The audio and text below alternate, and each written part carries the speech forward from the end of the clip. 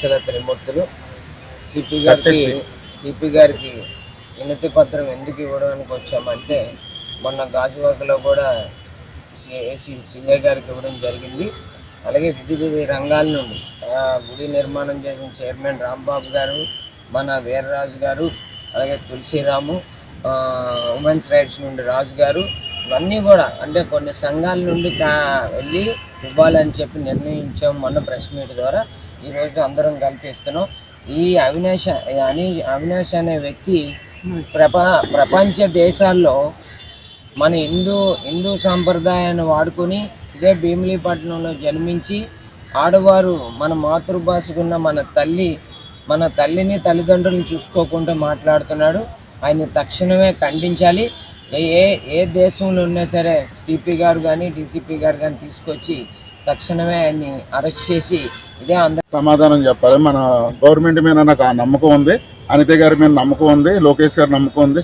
పవన్ కళ్యాణ్ గారికి దగ్గరికి ఈ మ్యాటర్ జారాలని, ప్రతి విషయంలోని మొత్తం ఆయన చర్య తీసుకొని చూడాలని, మౌలి గారి దాకా వెళ్ళాలని చెప్పని, మళ్ళీ ఫోన్ ఒకటి కొన్నాడంటే బత్తాయి కలర్ అంట, మన ఇండియా దేశం కలర్ పెట్టి అది పెట్టి ఇది పెట్టి అని చెప్పి డైరెక్ట్గా ఇప్పటికీ కింద భరిస్తూనే ఉన్నాడు. ప్రతిదీ కూడా ఆడేం తగ్గలేదు.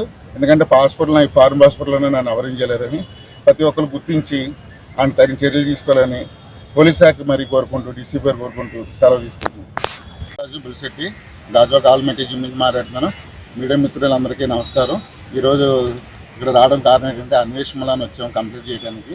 అది దేశం మీద మన కింద తక్కువ చేసి మాట్లాడతా, మన ఆంధ్రప్రదేశ్ని చాలా తక్కువ చులకం చేసి మాట్లాడి ఇక్కడ వైజాగ్లో పెట్టి భారతదేశాన్ని చాలా అవమానపరంగా మనం చేసి ఇతర దేశాలకు సపోర్ట్ చేస్తా కోట్ల రూపాయలు సంపాదించుకొని ఇతర దేశాలు పెట్టుబడి పెట్టి మన కింద పరుచుకుని ప్రతిదానికి చేస్తున్నాడు. హిందూ దేవాలయమైన మిగతా వాళ్ళ మీద అందరి మీద కూడా చాలా తక్కువ మాట్లాడుతున్నాడు.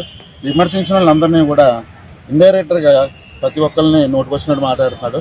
సబ్స్క్రైబర్ని కూడా పోతే పోనండి, నాకుతో సమానం, కుక్కలతో సమానం, నా నాలుగు మీద మచ్చలు ఉన్నాయి, మీరు చెడిపోతారు, 2026లో బాగుపడరు, అది ఇది అని చెప్పి స్నాపనా కథలు పెడుతున్నాడు.